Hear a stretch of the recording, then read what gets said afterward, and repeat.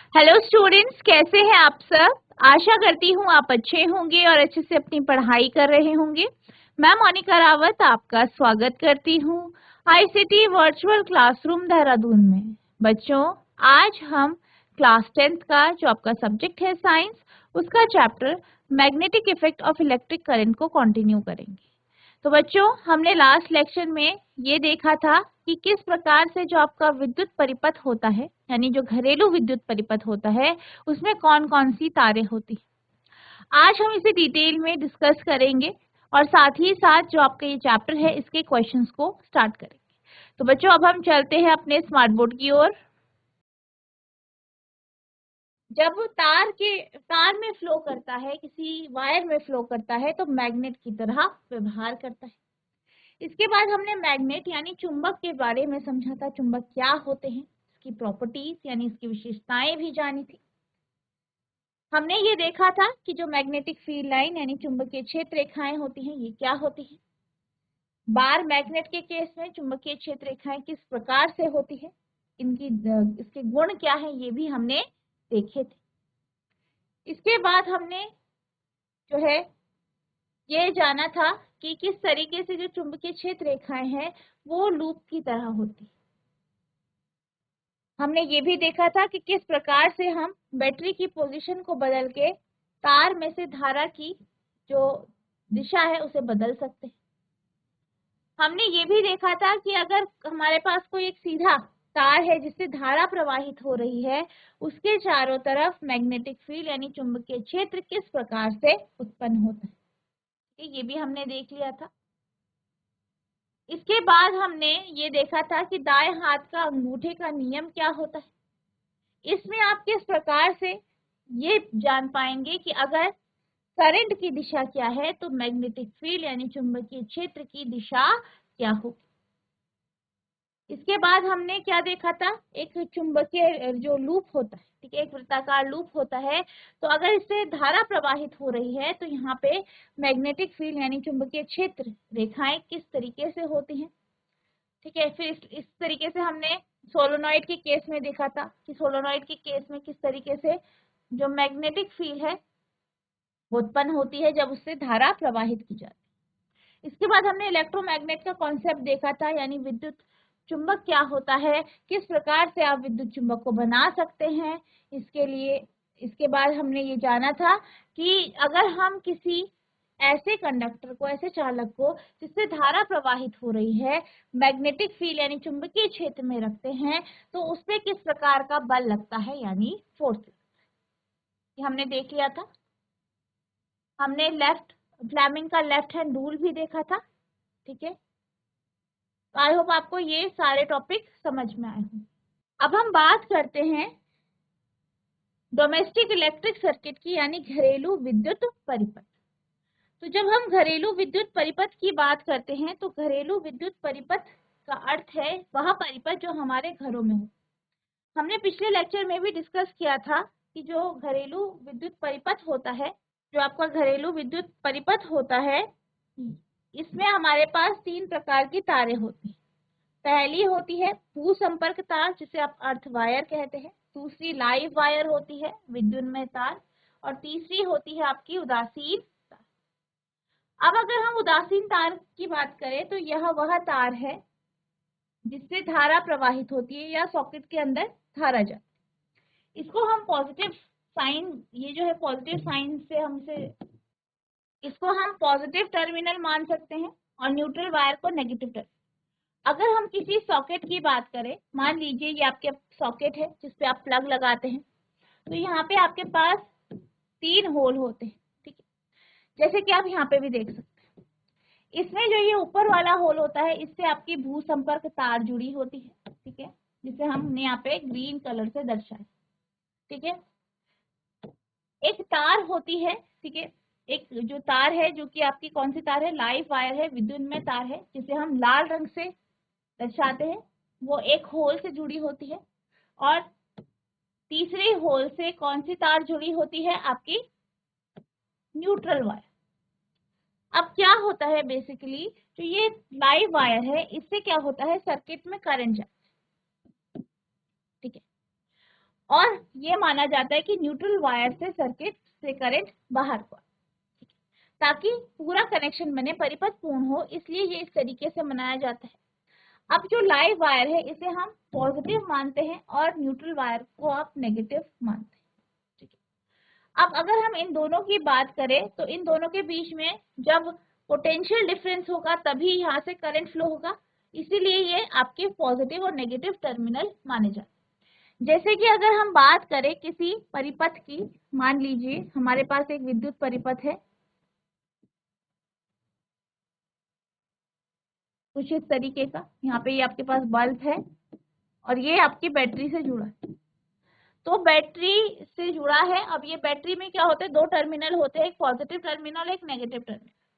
तो जो positive terminal होता है यानी जो धन टर्मिनल होता है और जो नेगेटिव टर्मिनल होता है, इन दोनों के बीच में विभव अंतर, जिस कारण ही इससे जुड़े परिपथ से धारा प्रवाहित होती है। तो यहाँ पे भी जो आपकी लाइव वायर है, न्यूट्रल वायर है, इनसे जो धारा प्रवाहित हो रही है, इन दोनों के बीच में पोटेंशियल डिफरेंस होता है, जिस कारण करंट इससे फ्लो करता है। अब अगर हम अर्थ वायर की बात करें तो अर्थ वायर जो है आप देख सकते हैं सॉकेट में जो आपका बड़ा होल होता है जो ऊपर की तरफ होता है उससे जुड़ी होती है।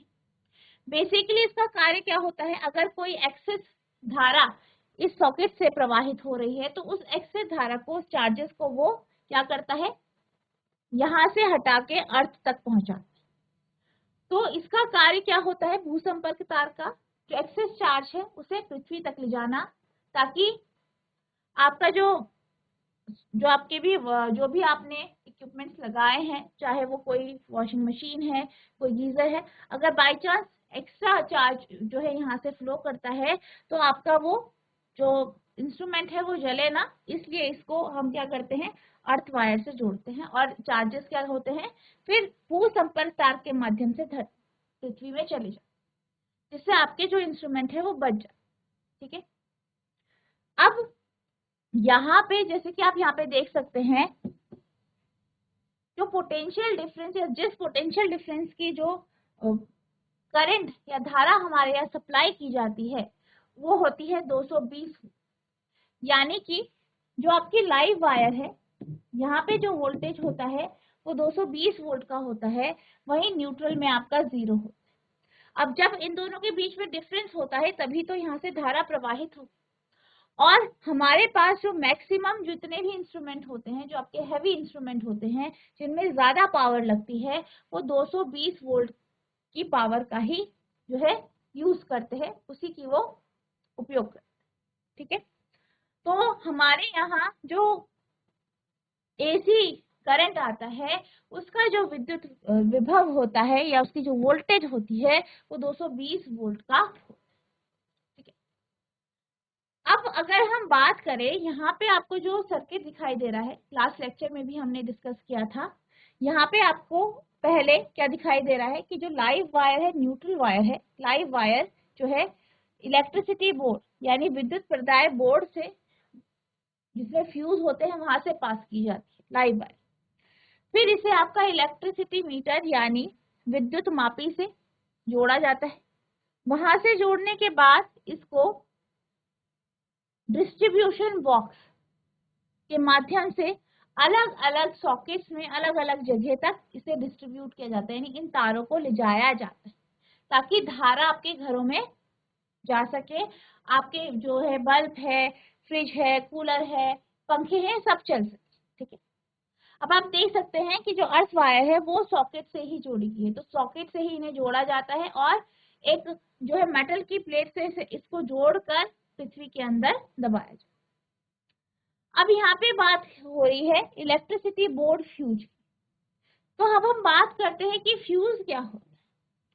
बेसिकली जब हम बात करते हैं फ्यूज की, किसकी बात कर रहे हैं, फ्यूज की, तो फ्यूज के बारे में आपने क्लास 8 में पढ़ा है, आप ये जानते हैं, या पिछले लेक्चर्स में आपने ये जाना है कि जो फ्यूज होता है वो एक ऐसा इंस्ट्रूमेंट है, ऐसा जो है आपका इक्विपमेंट है जिसके माध्यम से आप शॉर्ट सर्किट को या जो ओवरफ्लो है करंट का उसको रोक पाते। बेसिकली फ्यूज जो है वो heating effect of electric current यानी heating effect of electric current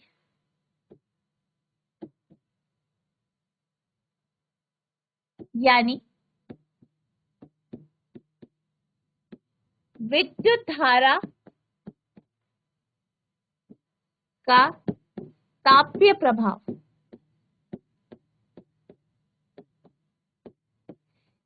इस सिद्धांत पर कार्य कर।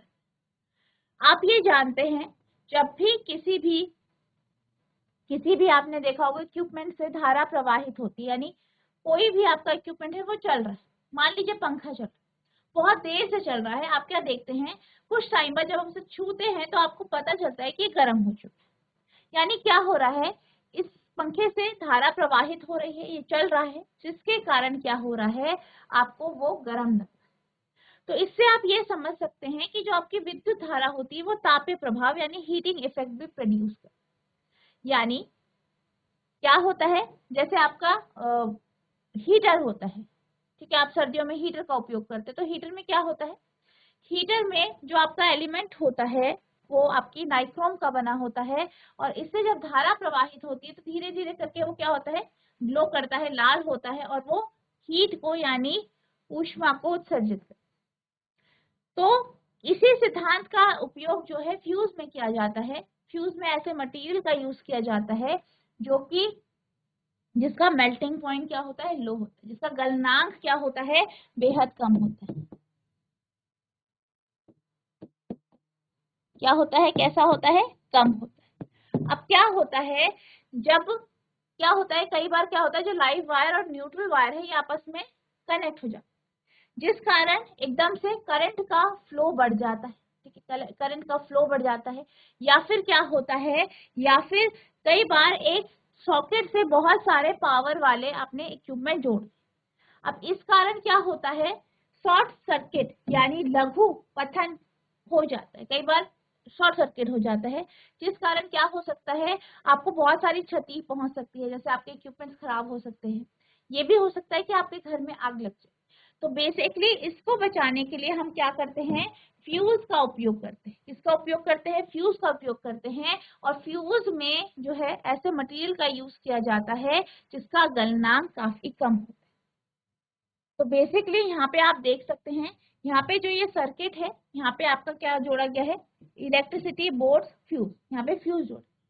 तो बेसिकली क्या होता है, अगर शॉर्ट सर्किट की कंडीशन होती है और यहाँ से आपका करंट बेहद ज्यादा फ्लो कर रहा है, तो फ्यूज में क्या होता है, फ्यूज की जो मटेरियल है या जो जिस भी धातु का वो फ्यूज बना है वो क्या हो जाता है, जैसे ही उससे धारा एक लिमिट से ज्यादा फ्लो करती है तो वो गर्म हो जाता है।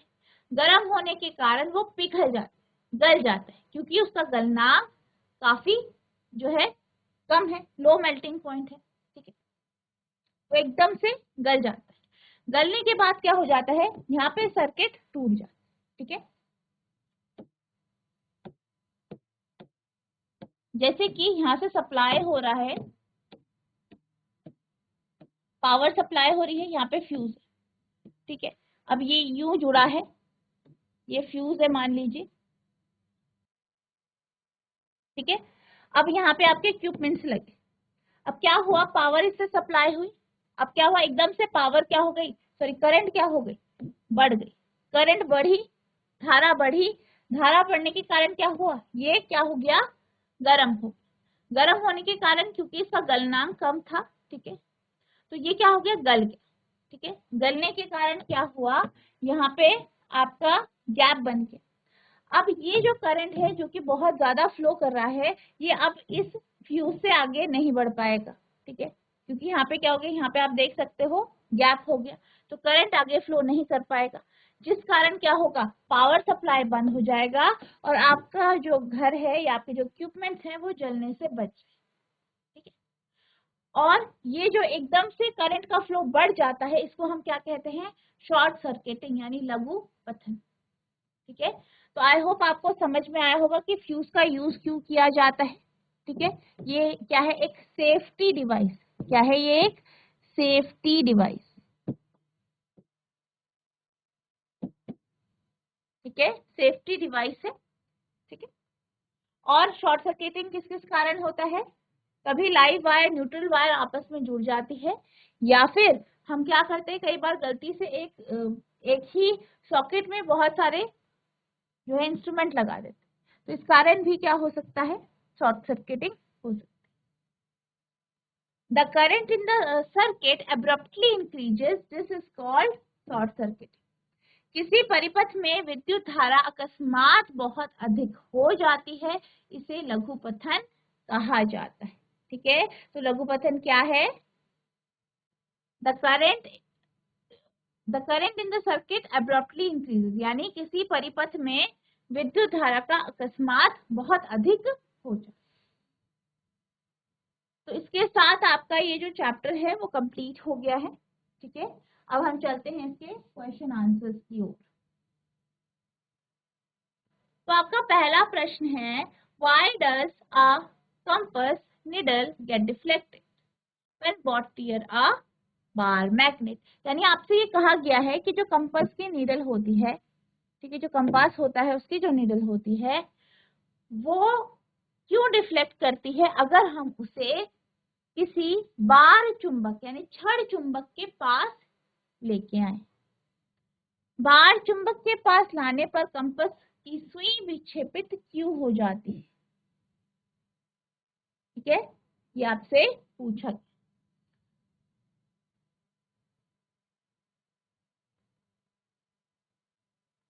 अब इस कॉन्सेप्ट को समझने के लिए आपको पहले कंपास नीडल के बारे में समझना पड़ेगा। मान लीजिए कि ये क्या है, आपका मैग्नेटिक कंपास है, चुंबकीय कंपास।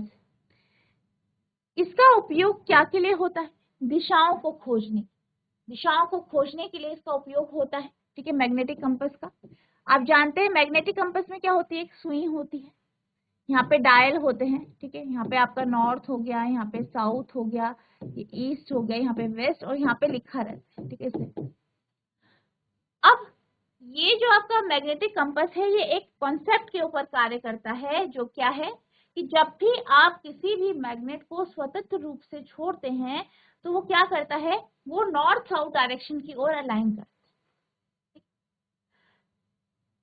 तो इसी का यूज जो है यहाँ पे किया जाता है। यहाँ पे जो मैग्नेटिक कंपास यानी चुंबकीय कंपास होता है, इसकी जो सुई होती है, इसकी जो निडल होती है, वो भी क्या होती है, मैग्नेट होता है। क्या होता है, एक प्रकार का मैग्नेट। ठीक है, जो आपके मैग्नेटिक कंपास की जो सुई है ये क्या है, एक प्रकार का मैग्नेट है, यानी एक मैग्नेटिक निडल है। अब आप ये जानते हैं कि जब आप स्वतंत्र रूप से एक मैग्नेट को छोड़ते हैं तो वो सिरा जो नॉर्थ की तरफ दिशा करता है उसका नॉर्थ पोल होता है, और जो साउथ की तरफ यानी ज्योग्राफिकल साउथ की तरफ दिखाता है वो क्या होता है, उसका साउथ पोल यानी दक्षिणी ध्रुव। तो इसी कॉन्सेप्ट को यहाँ पे यूज किया जाता है। अब क्या होता है, जब हम इस मैग्नेटिक कंपास को यानी चुंबकीय कंपास को किसी बार मैग्नेट यानी छड़ चुंबक के पास लेके जाते हैं, और आप क्या जानते हैं कि जो छड़ चुंबक होता है, जो बार मैग्नेट होता है, इसके चारों तरफ क्या होता है, मैग्नेटिक फील्ड प्रोड्यूस होती है। कुछ इस तरीके से होती है लूप की फॉर्म में, और ये जो फील्ड है ये नॉर्थ से निकलती है और साउथ की तरफ, साउथ से मैग्नेट में के भीतर आती है, कुछ इस तरीके।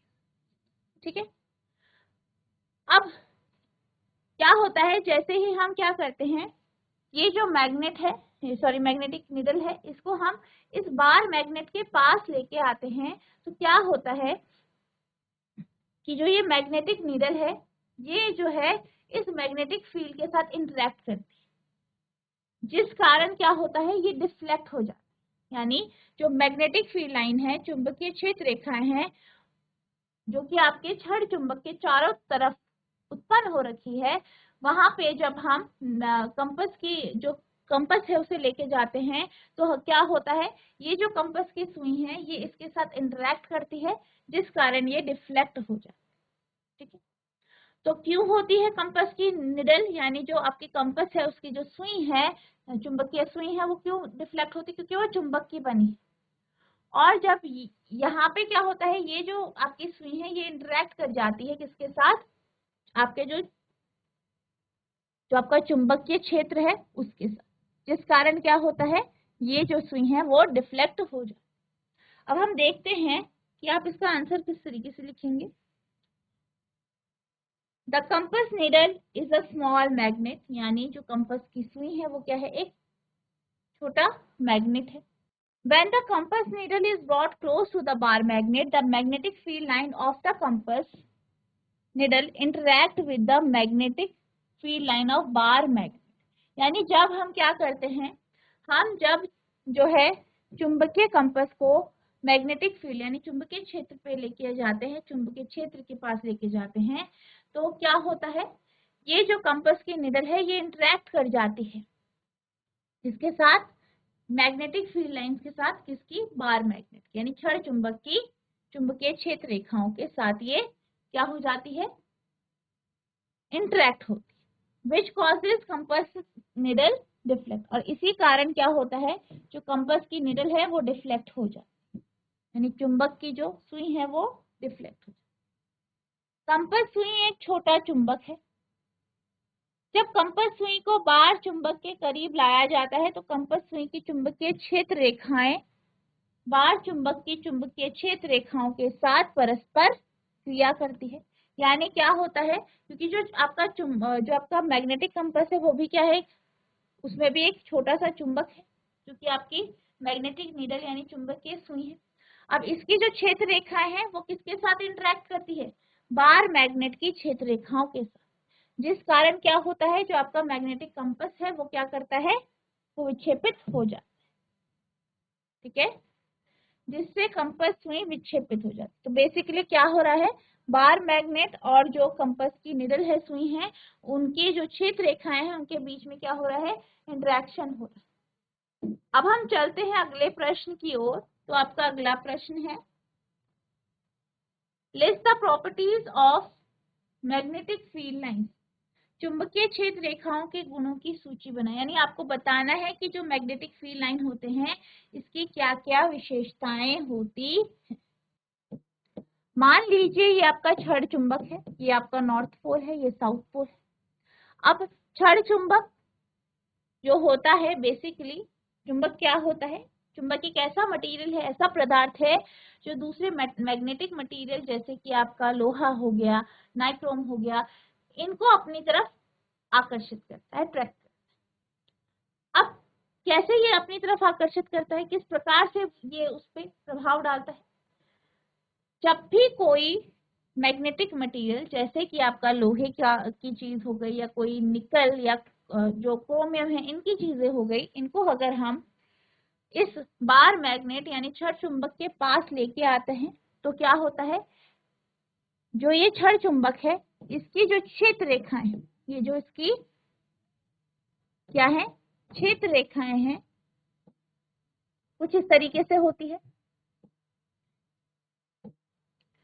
इनका उस पर प्रभाव पड़ता है, ठीक है, इनका उस पर इफेक्ट पड़ता है, जिस कारण क्या होता है, ये जो आयरन है, आयरन की चीजें हैं, जैसे आयरन की छोटे छोटे कीले, ये क्या होती है, फिर हमारे जो क्षण चुंबक है या जो भी चुंबक है उसकी तरफ अट्रैक्ट हो।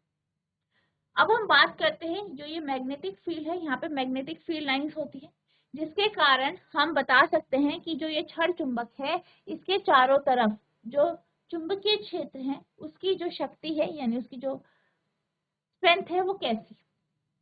ठीक है, तो अब हम इसकी प्रॉपर्टी के बारे में बात करेंगे। सबसे पहली प्रॉपर्टी है कि जो आपकी मैग्नेटिक फील्ड लाइंस है, चुंबकीय क्षेत्र रेखाएं हैं, ये हमेशा नॉर्थ पोल से निकलती है, यानी मैग्नेट का नॉर्थ पोल यानी चुंबक का उत्तरी ध्रुव वहां से निकलती है, और साउथ पोल पे ये क्या करती है, एंटर करती है, नॉर्थ से बाहर निकल रही है और साउथ में अंदर जा रही है। ठीक है, तो यानी ये हमेशा नॉर्थ पोल से निकलती है और साउथ पोल पे एंटर करती है। दूसरा, ये कभी भी एक दूसरे को काटती नहीं, यानी जो मैग्नेटिक फील्ड लाइन है वो आपस में एक दूसरे को कभी नहीं काटेंगे, ऐसा कभी नहीं होगा। ठीक है, क्यों, क्योंकि अगर ये किसी बिंदु पर एक दूसरे को काटती है तो इसका अर्थ ये है कि उस बिंदु पर इसकी दो दिशाएं हैं और ऐसा पॉसिबल नहीं होता। अब अगर हम बात करें मैग्नेट की, चुंबक की, तो चुंबक के अंदर अगर हम मैग्नेटिक फील्ड लाइंस की बात करें तो ये साउथ से नॉर्थ की ओर होती है। और एक और प्रॉपर्टी है कि जो आपकी चुंबकीय क्षेत्र रेखाएं हैं ये हमेशा लूप की फॉर्म में होती है, क्लोज्ड लूप की फॉर्म में होती है। अब हम ये देखते हैं आप इसका आंसर किस तरीके से लिखेंगे। The properties of magnetic field line are as follow, यानी चुंबकीय क्षेत्र रेखाओं के गुण निम्नलिखित हैं। पहला गुण है magnetic field line do not intersect each other, यानी जो चुंबकीय क्षेत्र रेखाएं होती हैं वो एक दूसरे को नहीं काटती, यानी कभी भी वो एक दूसरे को काटती नहीं है। क्यों नहीं काटती हैं? अगर वो आपस में एक दूसरे को काटेंगी तो उस बिंदु पर जो मैग्नेटिक फील्ड लाइंस है यानी चुंबकीय क्षेत्र रेखाएं हैं उसकी एक से ज्यादा दिशाएं होंगी और ऐसा पॉसिबल नहीं होता। दे emerge from north pole and terminate at the south pole, यानी ये क्या करती हैं, ये उत्तरी ध्रुव से निकलती हैं और दक्षिणी ध्रुव में समाप्त हो जाती है, यानी दक्षिणी ध्रुव में क्या होती है, मैग्नेट के अंदर चली जाती। तीसरा है inside the magnet the direction of the field line is from south pole to north, यानी चुंबक के अंदर जो क्षेत्र रेखाएं हैं, चुंबकीय क्षेत्र रेखाएं हैं, इनकी जो दिशा होती है वो दक्षिणी ध्रुव से उत्तरी ध्रुव की ओर होती है। तो ये क्या है, ये आपके जो चुंबकीय क्षेत्र रेखाएं हैं उसकी प्रॉपर्टी है, यानी उसकी विशेषताएं हैं। आप इसे नोट करें। अब हम चलते हैं अगले प्रश्न की ओर। तो हमारा अगला प्रश्न है Why don't two magnetic field lines interact each other? दो चुंबकीय क्षेत्र रेखाएं एक दूसरे को क्यों नहीं काटती हैं? तो जैसे कि अभी हमने बात की, जो आपकी चुंबकीय क्षेत्र रेखाएं होती हैं ये आपस में एक दूसरे को नहीं काटती है, ये इसकी प्रॉपर्टी है। तो आपसे पूछा गया है क्यों। तो जैसे कि अभी हमने बात की थी कि अगर जब हम चुंबकीय क्षेत्र रेखाओं की दिशा के बारे में पढ़ रहे थे तो हमने क्या देखा था कि मान लीजिए चुंबक है और यहाँ से क्या निकल रही है, क्षेत्र रेखा निकल रही है। अगर हमें किसी बिंदु पर इस क्षेत्र रेखा की दिशा निकालनी है, क्या डायरेक्शन है, तो हम क्या करते हैं, यहाँ पे टेंजेंट ड्रॉ करते हैं इस तरीके से। इससे हमें पता चल जाता है कि इस बिंदु पर जो क्षेत्र रेखा है उसकी दिशा। अब क्या होता है अगर बाय चांस दो क्षेत्र रेखाएं आपस में एक दूसरे को काटें, जैसे कि मान लीजिए इस तरीके से, तो क्या होगा, हमें ये जो जिस बिंदु पे काट रही है, जो इसका इंटरसेक्शन पॉइंट है, अगर यहाँ पे हम टेंजेंट को ड्रॉ करते हैं कुछ इस तरीके से तो हम ये देख पाते हैं कि यहाँ पे हमारे पास दो टेंजेंट बन रहे हैं, दो स्पर्श रेखाएं बन रही हैं, यानी इस बिंदु पर जो ये क्षेत्र रेखा है उसकी क्या है, दो दिशाएं हैं। पर ऐसा पॉसिबल नहीं हो सकता, इसलिए जो आपकी चुंबकीय क्षेत्र रेखा है वो एक दूसरे को काटती नहीं। क्यों नहीं काटती है, क्योंकि अगर वो काटेंगी तो उस बिंदु पर जो है क्षेत्र रेखाओं की दो या दो से अधिक दिशाएं हो सकती, और ऐसा पॉसिबल नहीं। तो अब हम बात करते हैं इसके आंसर की कि आप इसका आंसर किस तरीके से लिखेंगे। If two magnetic field lines intersect, then at the point of intersection the compass needle shows two different directions, यानी अगर दो चुंबकीय क्षेत्र रेखाएं आपस में एक दूसरे को काटती हैं किसी बिंदु पर तो क्या होगा, उस समय क्या होगी, इसकी दो दिशाएं होनी चाहिए। या हम ये कह सकते हैं अगर हम किसी मैग्नेटिक कंपास को उस बिंदु पे लाएंगे तो वो क्या करेगा, वो दो दिशाएं शो करेगा, जो कि पॉसिबल नहीं है, जो है पॉसिबल नहीं है, जो संभव नहीं है, यानी which is not possible. Hence they do not intersect with each other, इसलिए ये एक दूसरे को नहीं काटती। यदि दो चुंबकीय क्षेत्र रेखाएं प्रतिच्छेद करती हैं तो प्रतिच्छेदन बिंदु पर कंपास सुई दो अलग अलग दिशाएं दिखाती है, जो संभव नहीं है, इसलिए एक दूसरे को नहीं काटती, यानी ये जो क्षेत्र रेखाएं हैं ये आपस में एक दूसरे को नहीं काटती। ठीक है। तो यही कारण है कि जो आपकी चुंबकीय क्षेत्र रेखा है वो आपस में एक दूसरे को इंटरसेक्ट नहीं करती है। आप इसे नोट करेंगे।